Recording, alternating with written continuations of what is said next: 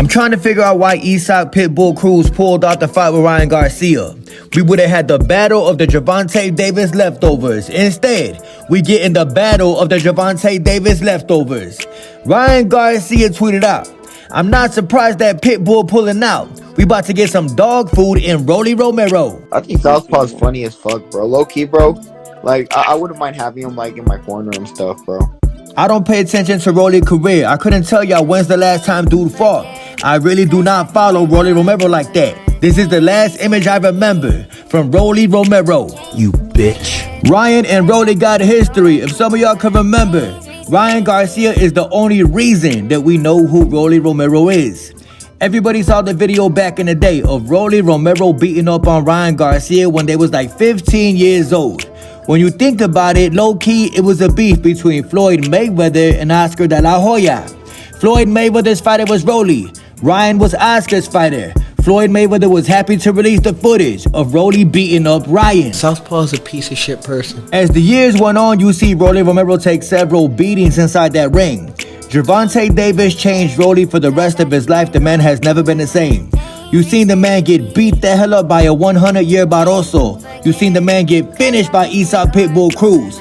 I think it is easy work for Ryan Garcia. You're not gonna tell me if what I gotta do to be a good boxer. I know fucking boxers that went in the ring drunk as fuck and knocked the motherfucker out. Have I ever done that? No. Ryan posted up on Twitter, "I am doing some charity work. Let's get it."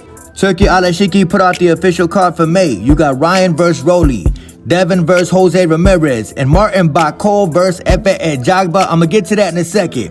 But Bill Haney and every single Devin fan watching this video, how do you feel about Bill Haney saying, "Yo, this is the Devin Haney era of boxing. It's Devin time. We about to witness the greatest comeback you ever seen." Devin Haney's comeback is fighting on a Ryan Garcia undercard. Let me repeat that. Y'all call Devin the face of boxing, right? Devin Haney is fighting on a Rollie Romero undercard. Stop being a bitch. Devin was the main event until he wasn't. I think that Bill Haney deserves this. I think this is a piece of humble pie for Bill Haney. Bill Haney, your son is not a superstar. Bill Haney, everybody gonna remember your son for getting cooked by Ryan Garcia. And then right after that, he fought on Ryan's undercard. I'ma get back to Devin in a minute. But Mr. Martin Bakole was fighting on the undercard. If some of y'all can remember, Martin Bakole is the man who beat up Shakur Stevenson's teammate, the fake Big Baby Anderson. The man who came to Chicago, Illinois, and went to the weakest gym in Chicago. He beat up that dude. I look forward to seeing Martin Bakole fight. I think Martin Bakole is going to beat the brakes off of Ajagba. Shout out to Martin Bakole. Devin Haney seen the news about the card and he posted up on Instagram, "I am back, some word in Arabic that I do not understand." Hey yo, Devin Haney, I know you watching. How do you feel knowing that your father is the reason that you fighting on somebody undercard?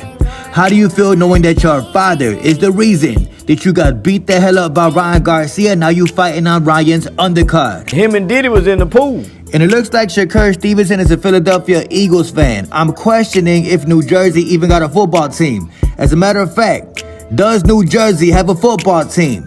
Nevertheless, he an Eagles fan, which means he is soft. Philly is soft. Sunday it is. Speaking of Shakur Stevenson, the man who never headlined a pay-per-view event, and I don't think that he ever will. The man did an interview with Sean Porter. Shakur Stevenson said, quote, "I'm not gonna act like I'm the A side or I deserve 50-50. Let's negotiate. Let's see where it goes from there. But I know I'm the B side, but let's fight." He was talking about a Gervonta Davis fight. At least Shakur Stevenson knows where he stands. At least Shakur Stevenson knows that if they were to negotiate, 99% goes to Gervonta, 1% goes to Shakur Stevenson. What happened with Benavides? This is the way I am. Speaking of Tank Davis, Rollie Romero, one of Gervonta's leftovers, got the news that he was fighting Ryan Garcia. The man posted this up on Instagram. It says, "No Vaseline, made 2025 at Ryan Garcia." I never been overmatched like that. Hey, yo, Rollie Romero, why did you type up "no Vaseline"? You are signed up to fight Ryan Garcia. You are not signed up to do no Diddy type of activity. What is you typing up "no Vaseline" for? I think Southpaw's funny as fuck, bro. This man in Rollie comment section said, "Yo, I respect you for taking big fights and not ducking anybody. With that being said, Ryan Garcia knockout round number 8. I think Southpaw's funny as fuck, bro. Low key, bro. Let me explain to you what's happening with Rollie Romero.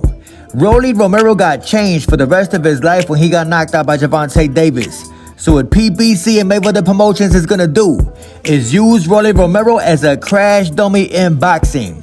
Boxing is a dirty game. Kinda like Greg Hackett. If you take a look at Greg Hackett's record, 3 wins, 23 losses. Who the hell loses 23 times? I'm gonna tell y'all why this dude got 23 losses. Because his team did not care about him.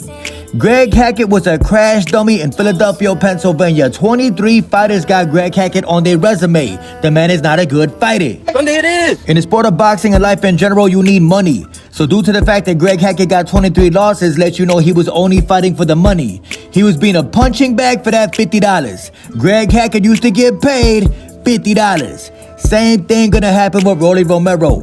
Rollie Romero will be used as the crash dummy for PBC boxing, mark my words. I bet you after Ryan puts Rollie to sleep, they're gonna use Rollie Romero again to build up another fighter coming up on PBC roster.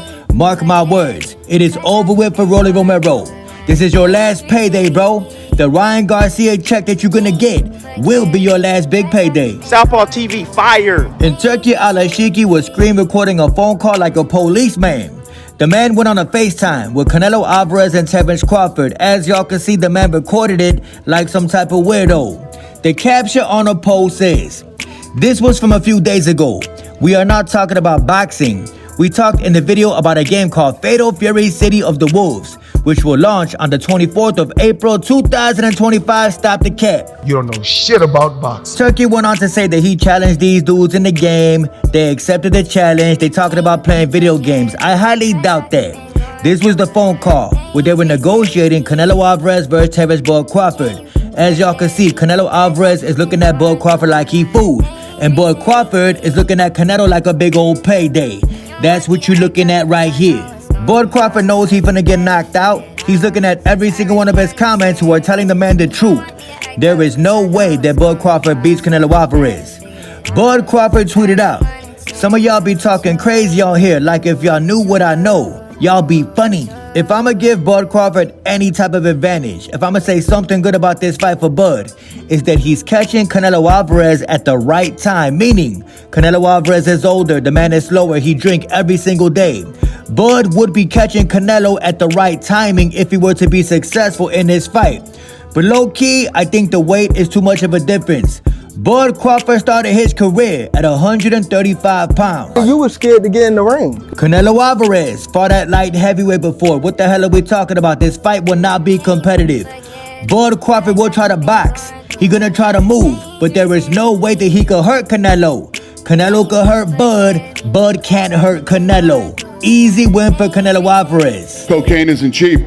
I told y'all last year that time tells everything in the sport of boxing. The face will be exposed eventually. And look what happened with Devin Haney.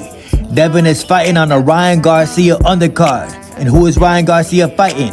Rollie Romero. When we break his nose and his jaw. Devin is fighting on an undercard of 2 of Gervonta Davis leftovers.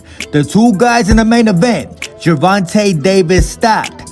Devin Haney is fighting on the undercard of those guys. Let that sink in, Bill Haney. And last but not least, Tank Davis posted up this picture on Twitter a couple months ago. As y'all can see, it is him knocking out Ryan Garcia and Ryan Garcia knocking out Devin Haney. You know damn well what would happen if Gervonta Davis fought Devin. Devin and his fans is not cut like that. I stare.